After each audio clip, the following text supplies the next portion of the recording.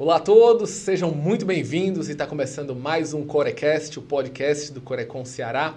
E hoje vamos entrevistar mais uma pessoa que está fazendo história no nosso estado e principalmente atravessou a vida em diversos setores e vai falar sobre economia, sobre sua história e principalmente o que ele pensa para o Ceará e para Fortaleza.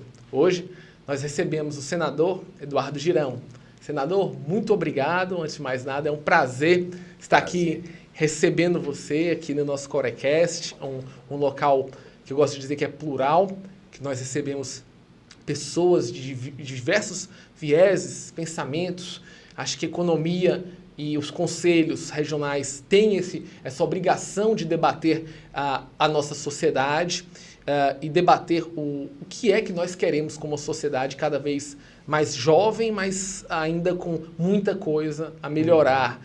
E por isso eu queria agradecer a sua vinda, antes de mais nada, e começar já com uma pergunta, que aqui é sempre um bate-papo, a gente sempre recebe pessoas que são grandes amigos, e que quem não conhece, né, eu digo que a gente está falando para pessoas, para jovens economistas de 20 anos e para economistas de mais de 60. Você já teve uma história no setor privado, terceiro setor, e a gente vai falar sobre isso, no setor do esporte, e hoje está como senador da República. Mas eu pergunto, quem é Eduardo Girão? Ele nasceu em Fortaleza, ele começou na iniciativa privada. Fala um pouco de você. Que bom, olha, eu fico muito honrado assim, de estar recebendo o convite seu, Igor, uma pessoa que eu admiro, eu conheço desde bebê, né? Mandar um abraço para o seu pai, Gaudêncio. Aqui no Corecast assim, eu acho o dinamismo do Igor tá protagonizando com a equipe essa aproximação com a sociedade. E Fortaleza do Ceará não tem preço, tá? Então não é à toa que já tem aí mais de 2.000 associados e vai crescer o Corecon, e é muito importante para a sociedade isso. Queria te falar que Eduardo Girão é uma pessoa que é um buscador, né? Eu sou um fortalezense que nasci aqui, tive esse privilégio, tive educação, estudei ali no Brasinha, no Santo Inácio, no GEL, e cresci, formei famílias, fui para a área no setor do seu pai, né? Começamos juntos, né? Na área da terceirização. Também tive a oportunidade de ser presidente do clube que eu amo profundamente, né? Que é o Fortaleza Esporte Clube, que eu considero meu amigo de infância. Papai viajava muito. E sem interromper, senador, quando você entrou, o Fortaleza estava numa fase e ele saiu numa outra completamente diferente. Foi num momento dramático da história do clube, na véspera do centenário, e Deus abençoou o trabalho que a gente fez, né? A gente colocou um tijolo lá, todo mundo, foi muito importante, né? O clube estava com um problema de falta de diálogo, né? Por isso que eu gosto muito desse seu trabalho de ouvir pessoas de vários vieses, né? Porque a gente exerceu isso no Fortaleza, né? E conseguimos construir uma cultura de paz, de gestão profissional. A minha vida é uma vida de geração de emprego, de novas oportunidades para as pessoas. Isso me motiva muito. Então, estou cumprindo esse mandato no Senado, dando o meu melhor, no limite das minhas forças. Foi uma eleição assim surpreendente em 2018, você acompanhou bem. E eu levo como missão de vida, né? Para mim, a atividade política, ela não é meio de vida, não é uma carreira que eu quero fazer. É uma missão, uma contribuição. Eu acho que Deus abençoa isso. E a gente está conseguindo vitórias, mesmo no momento tenebroso que a gente vive no nosso país, com censura, caçada implacável aos conservadores, e um governo irresponsável, nós vamos entrar nesse assunto, completamente irresponsável do ponto de vista de respeito às contas públicas, só pensa em gastar, em viajar, e o país aí com ideologização por todo lado, porque só se fala nisso. Então, o Eduardo Girão é uma pessoa que quer devolver para a sociedade tudo aquelas bênçãos que eu tive, de estudar em boas escolas, de ter uma família estabilizada. Sou um defensor da vida, da família, da liberdade, né? E isso me motiva muito nesse momento que a gente vive, importante para a nossa nação. Senador, você começou na iniciativa privada, sempre foi um defensor da iniciativa privada, Sim. e eu acho que você tem essa mesma visão que eu, de que quem gera emprego, né, o Estado ele não gera nada, ele só redistribui. Isso. Então a gente precisa de empreendedores cada vez mais focados do ponto de vista de geração de emprego. Mas durante um certo momento você também enveredou pelo terceiro setor, por uma área social, por uma área voltada também para os filmes. E eu queria entender isso e falar sobre isso, porque para o Ceará, que é um grande celeiro da economia criativa, e a gente fala muito sobre isso, o desenvolvimento dessa área voltada para filmes, para produções, foi muito importante. É algo que é fundamental para uma região que ainda é muito pobre. Queria que você falasse um pouco como foi essa sua vivência nesse setor e como é que você vê essa questão da economia criativa dentro da economia. Fantástica a sua pergunta. Porque eu vou contar um bastidor que poucas vezes a gente tem a oportunidade de falar, né? Eu trabalhava fortemente final de semana, feriado, em empresa privada, né? Produzindo, na área de terceirização, de segurança, transporte de valores. E eu fui me afastando, buscando crescer, aquela coisa de jovem, né? Às vezes até para conseguir o amor do pai, né? Eu fui buscando trabalhar e fui esquecendo da família, dos amigos. Era mesmo assim mesmo, feriado trabalhando, naquela coisa. E aquilo me gerou um vazio existencial muito grande, né? Foi gerando, foi abrindo um buraco. E tem uma passagem bíblica que diz o seguinte: a dor é uma bênção que Deus envia aos seus eleitos. E eu senti essa dor quando eu tive síndrome do pânico. E foi um momento que realmente o chão abriu para mim e eu revi todos os valores e conceitos do tempo que eu estava dedicando ao trabalho apenas, que a gente tem que equilibrar o tripé da vida, da família.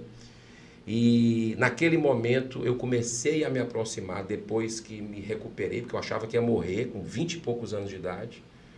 Só quem teve síndrome do pânico sabe o que é que significa isso. Na época não tinha literatura como tem hoje. Era muito, quase que estigmatizado, né? Era um negócio que, poxa, teve uma vez, Igor, que eu fui 6 vezes no hospital. Quando eu cheguei na terceira vez, os médicos já estavam rindo. Pô, o que esse cara tem? Vamos dar um mata-leão. Eu digo, não faça mata-leão não, que é meu time, pô, pelo amor de Deus. E aí, foi um momento dramático. Mas deu tudo certo e eu comecei a voltar à vida e dedicar tempo para aquilo que fazia sentido. Que aí, através de leitura de livros, um dos livros que me tocou muito, foi um livro chamado Muitas Vidas, Muitos Mestres. E é aí o meu encontro com o Espiritismo, né? E é um livro científico, de um grande psiquiatra americano e tal. E depois eu descubro que tem Chico Xavier. Aqui no Brasil eu não sabia. Eu sabia quem era, que era um cara do bem, que fazia caridade e tal, mas eu não conhecia a obra dele. Eu comecei a me aprofundar e eu descobri um caminho que mudou a minha vida ali, que é antes e depois do Eduardo Girão, porque eu continuei trabalhando, mas eu pude contribuir mais com a sociedade no aspecto de devolver em projetos sociais e me engajar naquilo que me fazia muito bem, me fazia sentir realmente como alguém que está produzindo e está botando a cabeça no travesseiro e dormindo bem. Então, assim, entrei, né, fundamos escolas com base em valores humanos, fundamos vários projetos para adolescentes, para mulheres grávidas, com gravidez ameaçada, para idosos.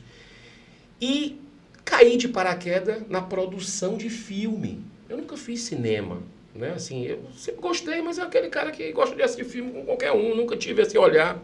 Mas falamos aqui com Glauber Filho, com Halder Gomes, né? E fomos, o Sidney ajudou muito, Sidney Girão, e a gente fez um grupo para, primeiramente, fazer o Teatro Transcendental. Que ficou extremamente conhecido. Extremamente conhecido, mais de 20 anos, né? E é o maior evento, acho que é ainda, não sei, o maior evento beneficente do estado do Ceará, né? Totalmente arrecadando alimentos e a bilheteria vai para as pessoas quando também tem, né? E E aquilo foi crescendo e teve uma vez, acho que na quinta, sexta mostra, que um dos atores, que foi o Carlos Vereza, que veio interpretar um grande médico humanista chamado Bezerra de Menezes, o médico dos pobres, que um grande líder responsável um dos responsáveis pela abolição da escravatura no Brasil. Olha só, nós estamos na Terra da Luz e esse médico sai do Ceará, lá de Jaguaretama, vai para o Rio de Janeiro e lá influencia tudo. E o Carlos Vereza veio fazer o papel dele no teatro. E aí, numa conversa, depois do teatro, a gente foi para um restaurante e ele disse, olha, eu queria fazer um filme do Dr. Bezerra, esse cearense. Tá? Eu parei e pensei, cara, eu gosto de desafio. Filme, como é que é para fazer um filme? Aí fui atrás, conversar com o outro, com o Glauber, e a gente resolveu fazer um projeto. Esse projeto foi crescendo, um projeto simples, pequeno, era R$700 mil para fazer o filme. E para os padrões de cinema, isso é pequeno, você sabe, não tem como você... geralmente você faz dinheiro demais, mas para cinema não é. E aí a gente fez e o pessoal gostou, bati na porta da Globo, bati na porta da Fox Filmes, e o pessoal disse, olha, precisa disso, mas vai precisar de mais tanto. E aí eles querendo ver, e a gente foi atrás, né? Seu pai ajudou, muitas pessoas ali e tal, e a gente conseguiu fazer esse filme que abriu a porta para um cinema transcendental que não existia no Brasil. Então depois veio o nosso lá, Chico Xavier, que nós participamos da produção, fizemos um aqui no Ceará, muitas produções nossas em Quixadá também, né? Quixeramobim, naquela região, e foi trazendo uma cadeia, porque o talento nosso é esse. Então o cinema é uma paixão que eu apenas ajudei a produzir e que rendeu bons frutos também. E que se transformou numa das grandes indústrias do Ceará. Hoje a indústria da economia criativa, que envolve cinema, quadrinhos, artes, gráficas digitais, é o futuro. É o futuro. Quando a gente fala de indústria, eu tenho uma visão muito clara de que a indústria clássica, que a gente tem de várias pessoas trabalhando no linha de produção, está cada vez diminuindo. A gente vai ver mais robôs, engenheiros que vão criar os robôs e criação de conteúdo digital. Isso. Linhas de pensamento que vão se tornar linhas de código, e essa é a nova indústria que vai criar o cinema, que vai criar as artes gráficas digitais. Isso. E eu acho que esse seu trabalho é uma linha que daqui para frente não tem volta. Não tem volta. E outra coisa, e faz o bem. Né? Você, por exemplo, eu fui muito beneficiado com esse tipo de teatro. Eu fui tocado. Um dos momentos que eu estava me recuperando da síndrome do pânico também foi pelo teatro. Então, isso vai na alma da pessoa e te mostra o sentido da vida, sem querer doutrinar, tá? Claro. O objetivo não é transformar ninguém para a religião A, B ou C. Claro. O objetivo é despertar espiritualidade para as pessoas encontrarem um sentido da vida. E nós estamos aqui, né? Vamos combinar, né, Igor? Nós estamos aqui para aprendermos a amar, a perdoar. O perdão, ele faz a gente caminhar mais leve, né? É até curativo, a ciência está mostrando isso. E para a gente ajudar, porque é algo indescritível, né? A gente pensa que está ajudando o próximo e nós estamos nos ajudando com isso. Exatamente. Né? Então você também é um idealista de projetos, né? Lá do que você faz. Do Sana. No Sana, o Sana é uma marca que, poxa, eu ficava arrepiado quando via a quantidade de pessoas no centro de eventos, né? Um negócio assim de impacto nacional. Então, o que mais a gente pode fazer com um porto digital como tem lá em Recife? Exatamente. Eu estava conversando essa semana com um deputado, não sei se você conhece ele, é o Rodrigo Valadares. Sim. Ele foi o secretário de desenvolvimento lá de Pernambuco, na época do Eduardo Campos. E você vê Recife nessa linha de empreendedorismo, é um negócio impressionante. Fizeram o porto digital, facilita para quem quer investir lá em Pernambuco, em todas as áreas, então trazer empresas de fora, enfim, multinacionais e pequenas, e eles facilitaram, desburocratizaram, que é o que a gente tem que fazer aqui, facilitar a vida de quem quer empreender, porque aqui para nós o cearense, ele é craque, o cearense ele é criativo, o cearense ele é empreendedor nato, ele é trabalhador. Então, se a gente der essas possibilidades, né, acredito que a gente vai ter muita coisa boa para vir aqui em Fortaleza e para o estado do Ceará. Com certeza. Senador, Você teve diversas visões da iniciativa privada. E aí eu lhe pergunto, e aí eu acho que muita gente quer saber, como é que a pessoa sai de empreendedor cultural, empresarial, dirigente esportivo. Geralmente, quando você vê as pessoas enveredando pela política, você vai para vereador ou para deputado, né? Ou às vezes, quando a pessoa tem uma ligação do interior, a prefeito do seu interior, mas você foi direto para o cargo de senador da República, um dos cargos que marcam história. Os senadores, geralmente, no Ceará, foram pessoas e são pessoas que chegam nesse cargo depois de muito tempo. Você deu um salto que foi, assim, uma coisa que foi inédito na história do Ceará. Foi. Como foi isso? E Olha, por que isso? Interessante essa... Porra, que bacana. Tô muito feliz com esse bate-papo, sabe? Porque é uma volta também interessante na vida da gente. Foi um milagre o que aconteceu na minha eleição, mas antes disso, por que eu fui me candidatar, né? Política, e eu estou falando para pessoas que eu tenho certeza que alguém que está nos assistindo é engajado, em qualquer partido que seja, ou em causas, né? Quando eu tive esse despertar espiritual e tudo, eu me engajei em causas. Defesa da vida contra o aborto, questão contra as drogas, pela liberdade de expressão, né? Então, assim, isso me motiva, me dá sentido, que é ajudar a sociedade, o Brasil melhor. E eu estava morando fora. Eu estava morando nos Estados Unidos em 2018. Tinha acabado de chegar, passei pouco tempo. O Geraldo Luciano, que gosta muito de você, é hoje o nosso coordenador da campanha, da pré-campanha para prefeito de Fortaleza, que é outro desafio que a gente está entrando agora. Disse, olha, o Fortaleza está numa situação difícil, devendo muito, com muito problema interno, precisa de uma pessoa que aglutine e tal. Eu digo, Geraldo, eu acabei de chegar aqui, eu estou com a minha família, reuni meus filhos do primeiro casamento, do segundo casamento, cara, deixa eu passar aqui. Não, mas está acontecendo isso, tal, nós saímos, tal. Eu vou te sintetizar. Fortaleza estava na Série C, né? Segundo internamente falava, né, os próprios funcionários, a tendência era cair para D. Aí era quase irrecuperável. Estava numa situação muito delicada. E ali eu senti um chamado, né? E falei com a minha esposa, que é torcedora do Ceará. Olha que interessante as coisas. Interessante as coisas. E falei para ela, ó, tá aqui a dívida. Essa é a situação, vou ter que estar lá dentro, trabalhando, dedicado. Nós estamos aqui. Basta você dizer um não, que aí eu vou levar para o pessoal, eu entendo. Família é a base de tudo, é primeiro de tudo.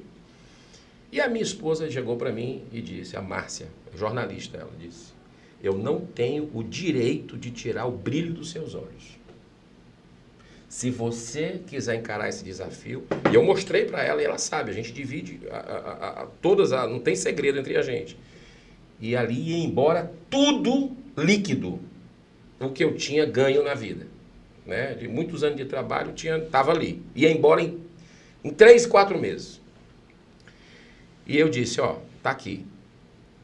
E ela chegou e falou isso, e disse, se a gente tiver que baixar o padrão, voltar para o Brasil, tiver para um lugar menor e tal, não tem problema, eu seguro. Quanto tempo é? Eu disse, 6 meses. Eu vou passar 6 meses. Ganhando ou perdendo, eu saio, já combinei com a diretoria, o pessoal, se topar, é isso aqui.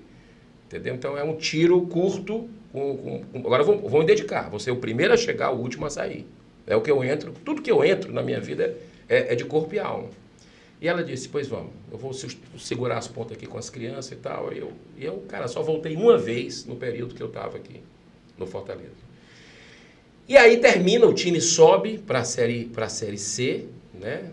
Uma bênção muito... Sobe para a série B, uma bênção muito grande, depois de 8 anos. E eu volto para os Estados Unidos. Missão cumprida, volto para os Estados Unidos e fico lá. Aconteceu, política é chamado. É chamado, você sabe disso. E aconteceu uma tragédia na escola que os meus filhos estudavam, escola pública, lá, que foi um cara que comprou uma arma. Lá é muito fácil comprar arma, e a nossa vida de empresarial, a gente sabe o que é uma arma de fogo, né? E a gente já perdeu vigilantes por causa de arma de fogo. Os melhores, inclusive eu tive um caso, que eu estou preocupado com o tempo aqui de encher a paciência de vocês, eu tenho que terminar. Mas eu tive um caso no dia da criança, que eu nunca vou esquecer. Eu estava em Florianópolis, passando o feriado do dia da criança. Depois de muito tempo, consegui um feriadozinho para viajar. E eu recebo um telefonema dizendo, olha, o fulano de tal, era um vigilante antigo nosso. O cara exemplar, nunca tinha faltado ao serviço. Vocacionado, dava tiro maravilhosamente bem, era aquele cara preparado. Ele matou uma criança na escola. Eu disse, como é que foi? Eu pego o avião, volto. O que foi que aconteceu? Ele disse, doutor, eu não sei o que aconteceu. Rapaz, eu tive uma discussão com a minha esposa, dormi mal na noite anterior. Normal. Venho para cá e tal. Eu vi uma coisa, estava tendo uns assaltos pela região, e de manhã eu vi um negócio mexendo nos galhos, e eu vi como se o cara tivesse com a arma, e eu atirei. Cai a criança. Rapaz, aquilo acabou a vida dele.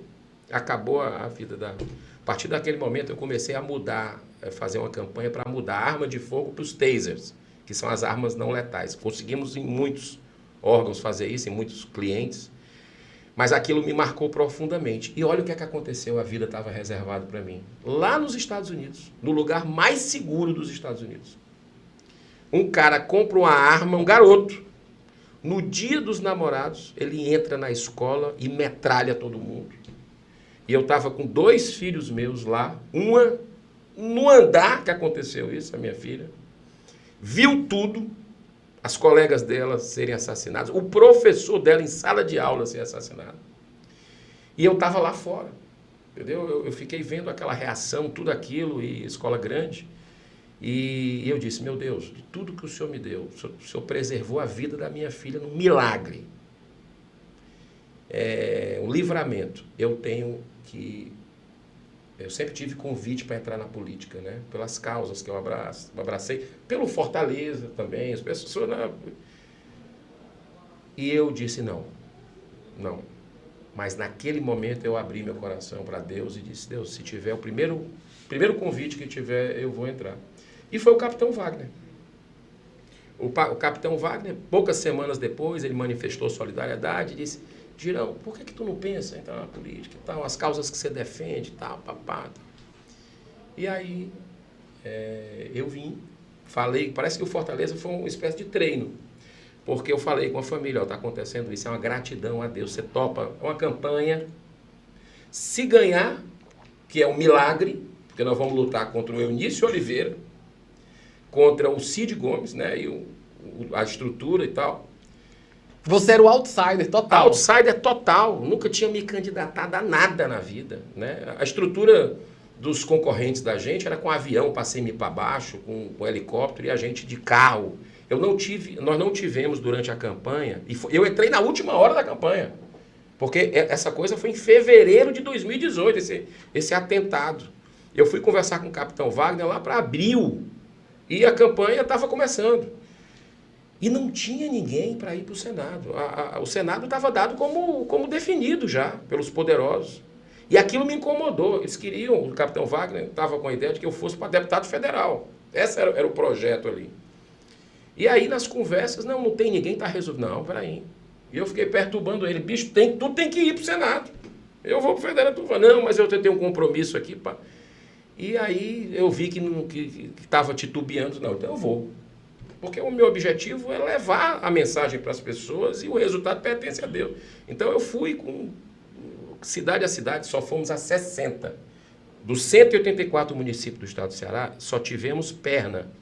Eu sou muito grato ao Capitão Wagner, porque me apresentou, porque me levou, me mostrou, sabe? E aprendi muito com ele, tenho muita gratidão a ele.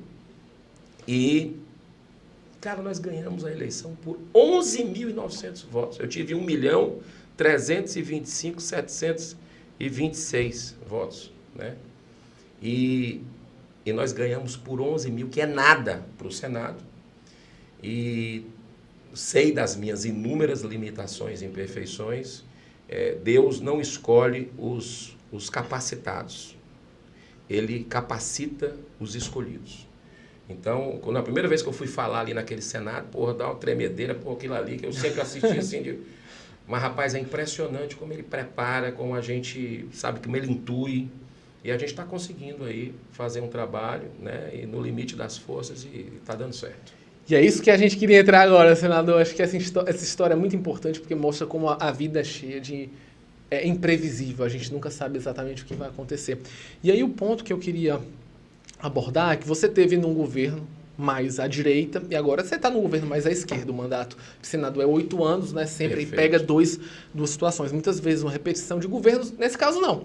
Situações completamente diferentes. Então você teve votações que envolveram marco de saneamento, Banco Central, independência de Banco Central, que foram, ao meu ver, mudanças fundamentais e eu gosto de dizer que foram aprofundamentos institucionais do Brasil, né?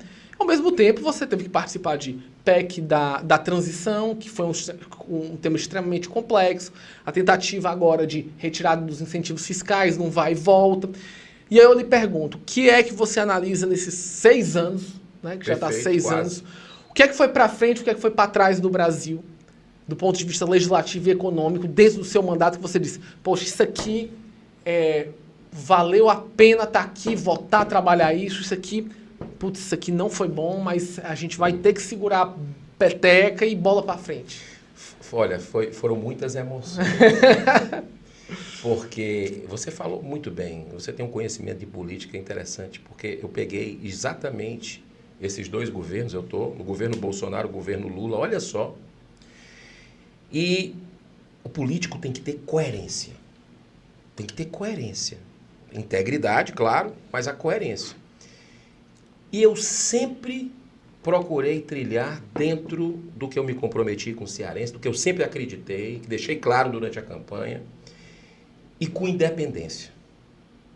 Então, o governo Bolsonaro, que eu votei muitas coisas que eu considerava positivo, e teve, principalmente dentro da política do liberalismo, né, de desburocratizar, e foi uma das votações mais interessantes, o marco do saneamento, que o relator foi nosso conterrâneo, Tasso Gereissati.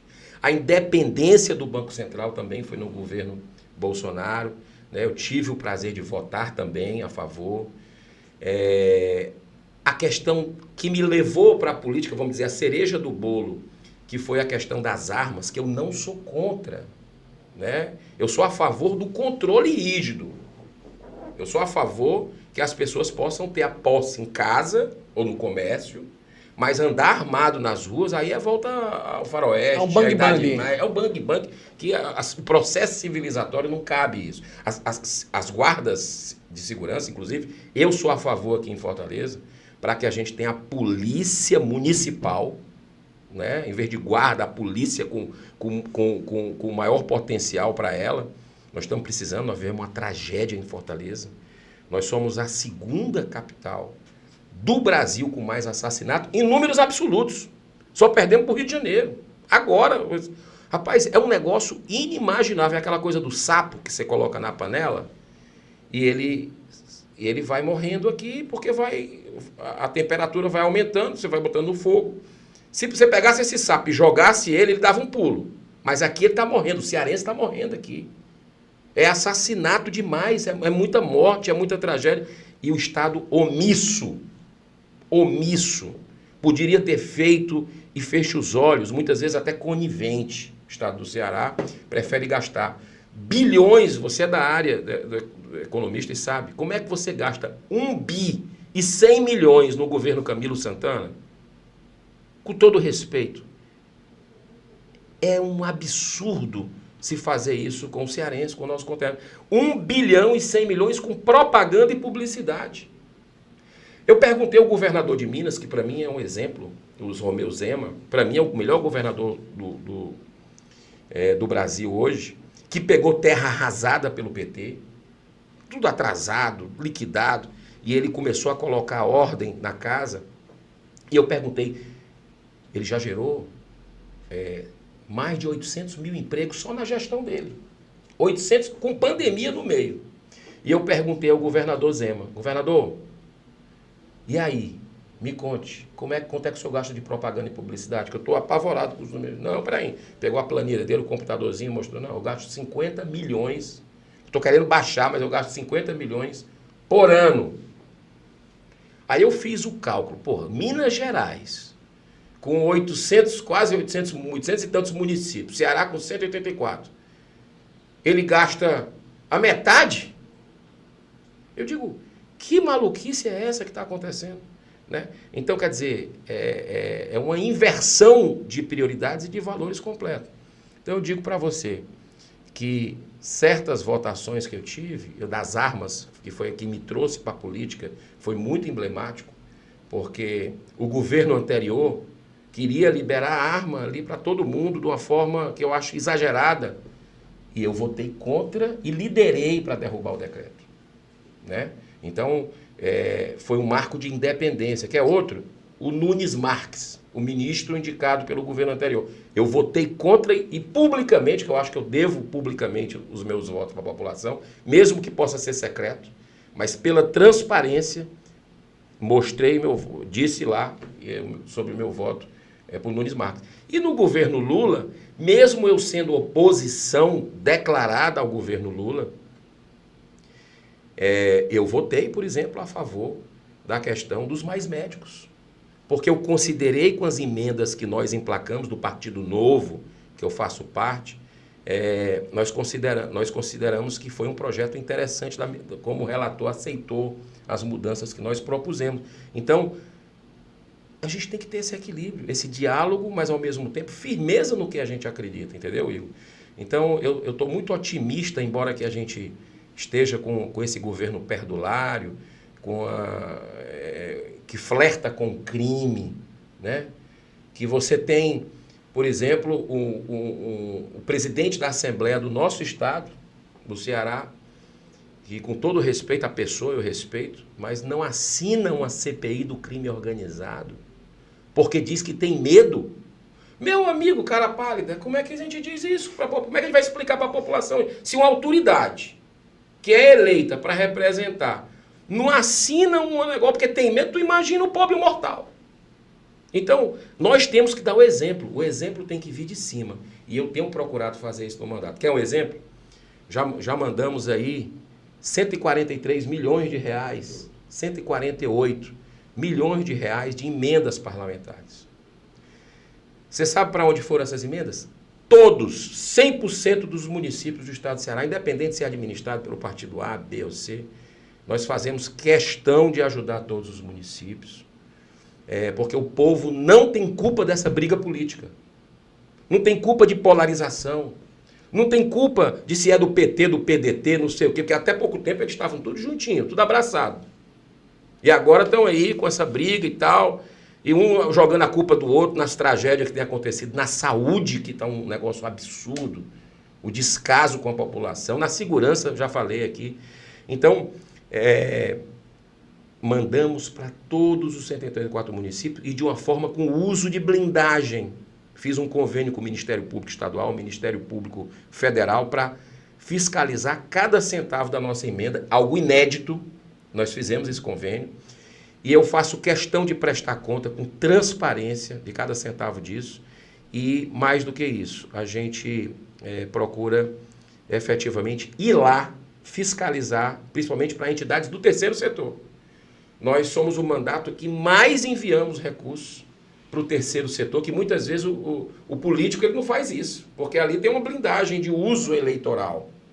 Né? Você não vai, uma APAI, uma pestalose, comunidade terapêutica. Né? Nós somos os que mais investimos nisso aí. E eu fico muito feliz em estar podendo realizar sonhos antigos, como lá no Cariri, levar o Hospital do Câncer, que é um centro de prevenção do câncer de colo de mama e de útero, né, que a gente conseguiu um sonho, o 18º estado a conseguir isso foi o Ceará. Olha só como a gente foi atrasado. Mas foram emendas 100% do nosso mandato, que nós fizemos com o Hospital de Barretos para construir e já está lá começando a obra. Que bom. Senador, a gente falou de Ceará, a gente falou da sua história, a gente está passando agora por um momento que você mesmo já disse que é pré-candidato a a prefeito de Fortaleza. Você viveu aqui, você se criou aqui.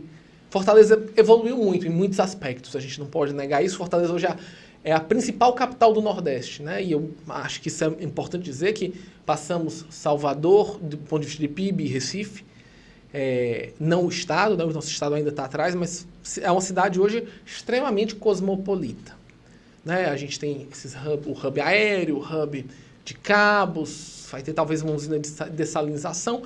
A cidade mudou, com vantagens e desvantagens.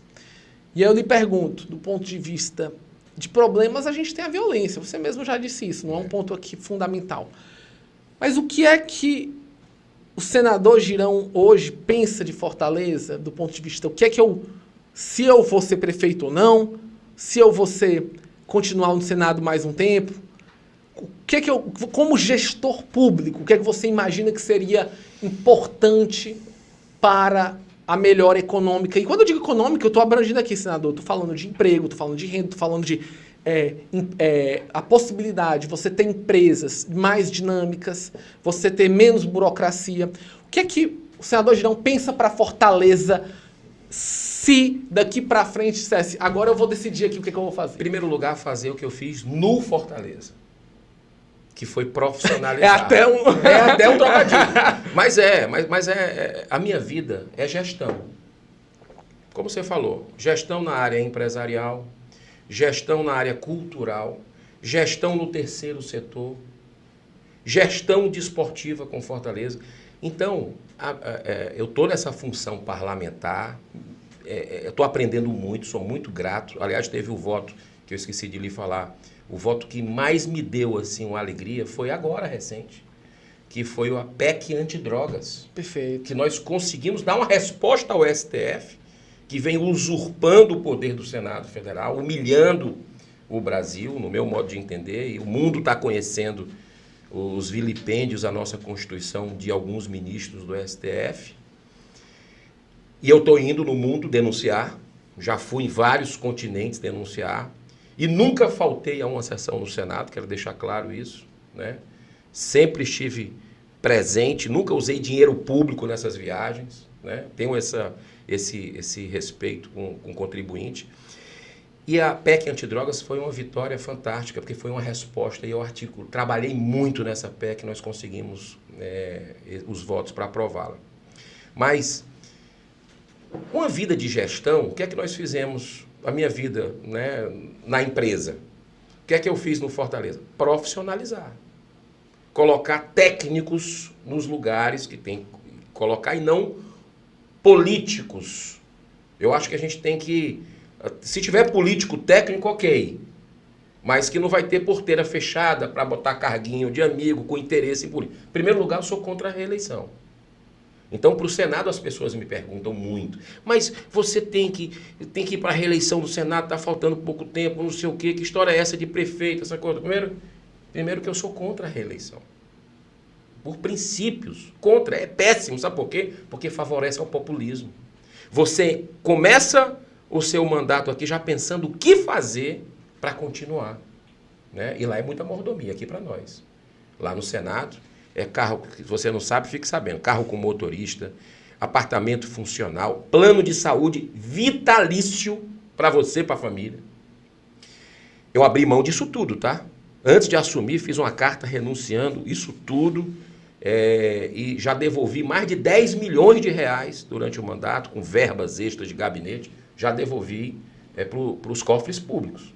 Então, o exemplo tem que vir de cima.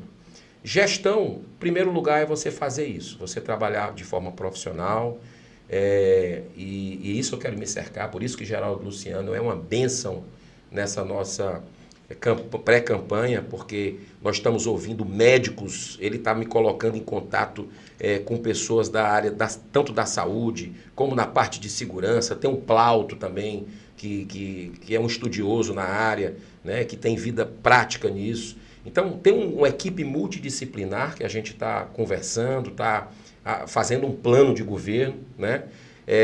E como a minha vida também sempre foi e continua ainda gerando emprego, eu quero facilitar. Ontem teve a votação, não sei quando é que vai ao ar aqui, mas nós estamos conversando aqui na quinta-feira, dia 9. No dia 8, nós tivemos uma votação no Senado que foi uma guerra.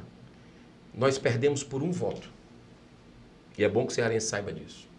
O único senador do estado do Ceará que votou contra o DPVAT e a usurpação de 15,7 B de bola e de índio, com emenda parlamentar e para esse governo torrar, gastar como ele está gastando irresponsavelmente, o único que votou contra fui eu. E nós perdemos por um voto. Eles precisavam ter 41 para aprovar e colocaram 41. Cara, eu não dormi bem essa noite, confesso para você. Porque fica rodando, podia ter falado mais com esse, com aquele, podia ter agitado mais a sociedade. Eu fiz o que eu pude, nos 2 dias antes, mobilizando e tal, mas você sempre acha que pode, né? Fazer mais, mas perdemos aquela.